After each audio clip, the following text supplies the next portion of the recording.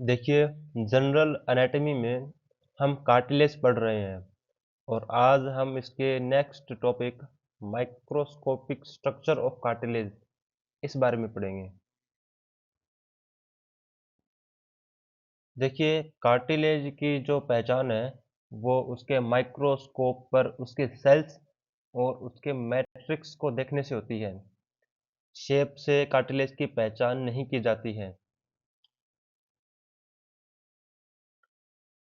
अब देखिए, कार्टिलेज को मेनली दो टाइप की सेल्स में डिवाइड करते हैं।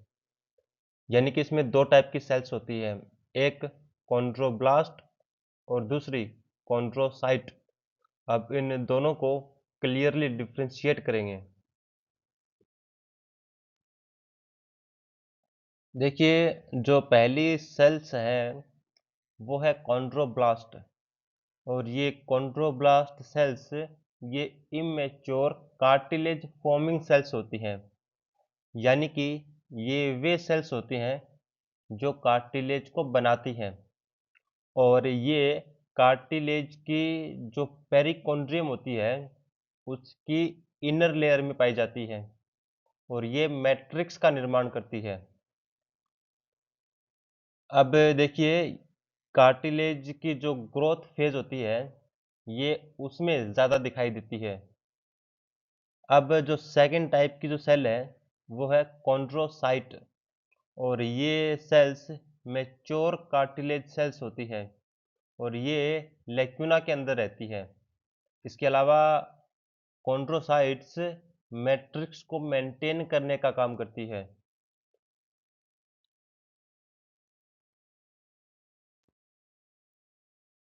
देखिए, जो कॉन्ड्रोब्लास्ट सेल्स होती हैं ये मैट्रिक्स बनाने वाली एक्टिव वर्कर्स की तरह काम करते हैं और जो कॉन्ड्रोसाइट्स होते हैं ये मेंटेनेंस स्टाफ के जैसे होते हैं।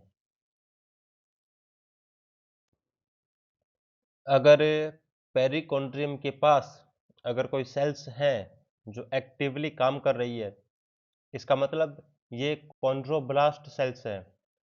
और अगर डीप मैट्रिक्स में अगर लेक्यूना में अगर कोई सेल्स है तो इसका मतलब वो कॉन्ड्रोसाइट्स सेल है। अब देखिए, माइक्रोस्कोप पर एक बहुत कॉमन स्ट्रक्चर दिखाई देगा जो है लेक्यूना। जो लेक्यूना होता है वो स्मॉल कैविटीज होती है मैट्रिक्स के अंदर और जो कॉन्ड्रोसाइट जिसके अंदर रहता है।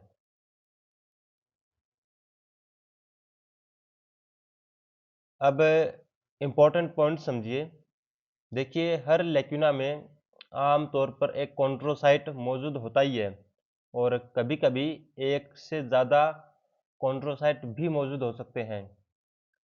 देखिए, जो लेक्यूना होता है वो कार्टिलेज को रिजिड इन्वायरमेंट से प्रोटेक्ट करने का काम करता है।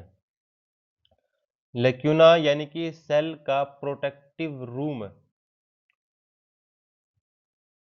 हिस्टोलॉजी आइडेंटिफिकेशन की अगर बात करें तो ये समझिए कि अगर लेक्यूना प्रेजेंट है इसका मतलब कंफर्म वह कार्टिलेज ही है क्योंकि लेक्यूना कार्टिलेज के अंदर ही होता है जो इसको रिजिड इन्वायरमेंट से प्रोटेक्ट करने का काम करता है।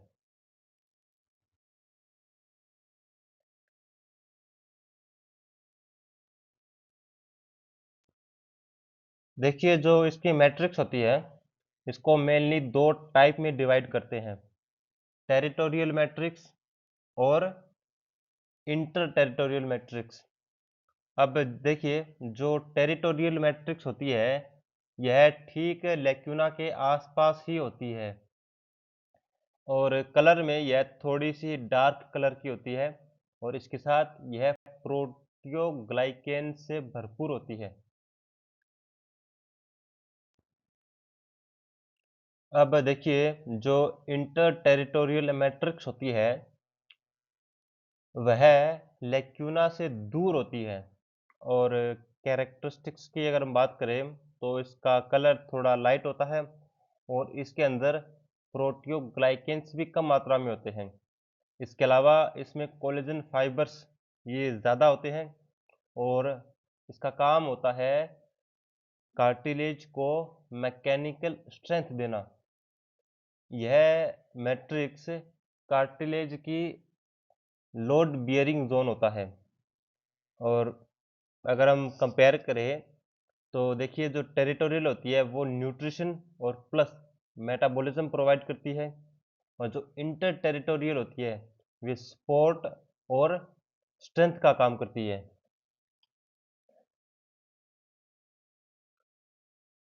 अब एक और इम्पोर्टेंट स्ट्रक्चर जो आपको माइक्रोस्कोप में दिखाई देगी वो है कैप्सूल।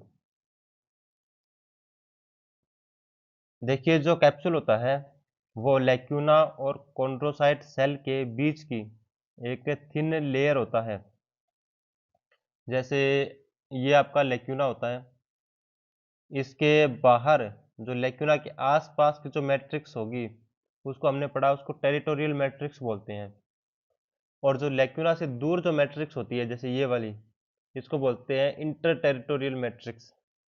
अब ये लैक्यूना है, इसके अंदर ये कॉन्ड्रोसाइट सेल है। इस लैक्यूना और कॉन्ड्रोसाइट सेल के बीच का जो ये थिन लेयर है इसको बोलते हैं कैप्सूल। और ये जो कैप्सूल होता है यह इस सेल को प्रोटेक्ट करने में मदद करता है और इस सेल को मैकेनिकल स्ट्रेस से भी बचाता है।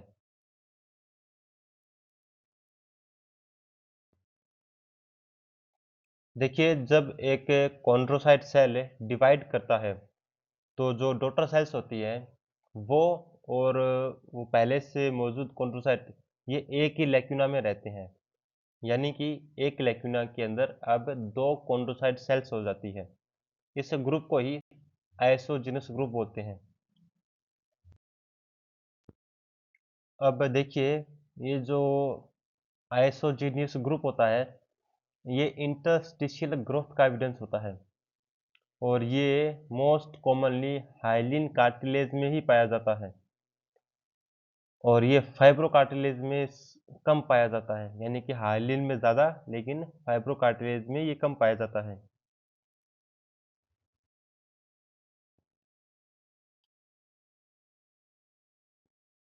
अब देखिए तीनों कार्टिलेज में डिफरेंस समझते हैं। हाइलिन कार्टिलेज की मैट्रिक्स स्मूथ होती है, ग्लास लाइक होती है। फाइब्रो कार्टिलेज की थिक कोलेजन बंडल से बनी हुई होती है और जो क्लियरली विजिबल होती है। और जो इलास्टिक कार्टिलेज होता है उसकी जो मैट्रिक्स होती है वो डेंस इलास्टिक फाइबर नेटवर्क से बनी होती है। हाइलिन कार्टिलेज के जो फाइबर होते हैं वो दिखाई नहीं देते, फाइब्रो कार्टिलेज के दिखाई देते हैं, एक रो के अंदर दिखाई देते हैं। और जो इलास्टिक कार्टिलेज होता है उसमें जो फाइबर्स होते हैं वो ब्रांचेज में होते हैं। हाइलिन कार्टिलेज के अंदर जो कॉन्ड्रोसाइट होती है वो राउंडेड होती है। फाइब्रो कार्टिलेज में जो मैट्रिक्स होती है वो फाइब्रस दिखाई देती है, हाइलिन कार्टिलेज की जैसे स्मूथ नहीं होती। और इलास्टिक कार्टिलेज के अंदर जो कॉन्ड्रोसाइट्स होती है वो ज़्यादा नुमरस यानी कि नंबर्स में ज़्यादा होती है। और हाइलिन कार्टिलेज आइसोजिनस ग्रुप होता है वो उसमें कॉमनली पाया जाता है। आइसोजिनस ग्रुप को हमने अभी पढ़ा है कि एक लैक्यूना के अंदर दो सेल्स। फाइब्रो कार्टिलेज के अंदर पेरिकॉन्ड्रियम होता ही नहीं है। और जो इलास्टिन कार्टिलेज है उसके अंदर पेरिकॉन्ड्रियम ऑलवेज प्रेजेंट रहता है। अगर इसके दिखने की बात करें तो जो हाइलिन कार्टिलेज होता है वो क्लीन एंड यूनिफॉर्म दिखाई देता है, और जो फाइब्रो कार्टिलेज होता है वो रफ और डेंस होता है, और elastin cartilage dark busy fibrous होता है।